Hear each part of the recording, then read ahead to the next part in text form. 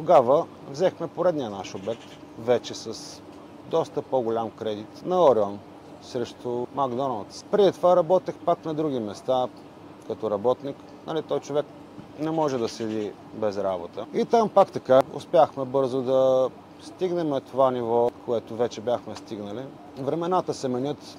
Въпросното място в един момент се промени като локация от към хора. Работата започна да намалява. Тогава беше всъщност периода на първата световна криза. Мисля, че беше 2007-2008 година, не мога да се сета. Почнаха да се местят, да фалират офиси. До нас имаше един доста голям офис, който се хранеше от нас. Постепенно потока на хора намаля. Пак дойде момента, в който работехме просто за прехраната. За печалба не ставаше и дума, че ще остане. Да покриваме кредита, който бяхме теглили.